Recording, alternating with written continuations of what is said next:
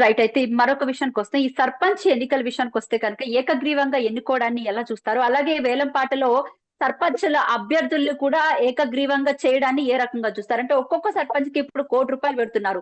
₹1,00,00,000 పెడితే వాళ్ళు గ్రీవంగా ఎన్నికవ్వడాన్ని ఎలా చూస్తారు? ముఖ్యంగా ఇది కాంగ్రెస్ పార్టీకి సంబంధించినటువంటి కొంతమంది నేతల్లో ఇలాంటివి బాగా జరుగుతున్నాయి. వాళ్ళ ఆధ్వర్యంలో. ఏం చెప్తారు మీరు?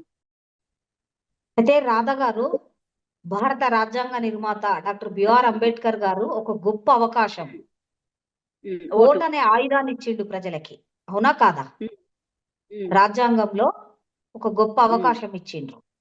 కేసీఆర్ కు, రేవంత్ రెడ్డి గారికి ఓటు మీద ఎంతైతే హక్కు ఉందో ఒక 70-80 ఏళ్ళ ఆ తల్లి ఓటు విలువ కూడా సమానంగా ఇచ్చిండ్రు. కానీ ఇక్కడ ఏకగ్రీవం అనే పదము రాజకీయ నాయకులు సృష్టించిండ్రు. ఏకగ్రీవం అనే పదము రాజకీయ నాయకులు సృష్టించిండ్రు. కానీ ఏకగ్రీవం కాకుండా ప్రజలు నచ్చిన వ్యక్తికి, మెచ్చిన వ్యక్తికి, పని చేసుకునే వ్యక్తికి ఓటేయకుండా వాళ్ళ వాళ్ళ హక్కును హరించి వేస్తున్నారు వీళ్ళు. అంటే నువ్వు ఓటేయొద్దు అని అంట. మరి సర్పంచులకే మీరు ఏకగ్రీవం చేస్తే రాను రాను మరి ఎమ్మెల్యేలకు, ఎంపీలకు కూడా గిట్ల అయితే కావచ్చు. అప్పుడేం చేస్తారు మీరు? అవునా కాదా? అంటే గ్రామాలలో ఉన్న ప్రజలు నచ్చిన వ్యక్తికి ఓటేసుకోవద్దా? అంటే మీరు రాజకీయ నాయకులందరూ ఒకటే ఏకగ్రీవం చేయడమేనా?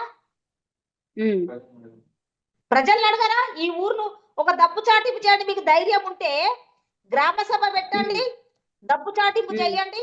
ఈ ఊరును, పలాని ఊరును ఏకగ్రీవం చేసుకుందామా, ఓట్లు పెట్టుకుందామా అని అడగండి.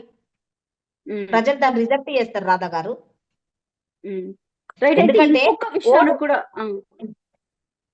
ఓటుకు పోతే రాధా గారు, ఓటుకు పోతే ఎట్లా ప్రజలు అడుగుతారంటే, సపోజ్ మీరే నిలబడ్డారు, నా దగ్గరకు వచ్చిండ్రు అనుకో, నేనేమంటా, రాధా గారు ఇగో మాకు ఒక రేషన్ కార్డు లేదు, మా ఇంట్లో పెన్షన్ వస్తలేదు, ఇగో మా ఇంటి ముందు ఒక బుగ్గెలుగుతలేదు, ఇగో మా ఇంటి ముందు ఒక మోరి సాపు చేస్తలేరు, మరి ఇవన్నీ చేస్తారంటే మీకు ఓటేస్తామని అంటారు ప్రజలు.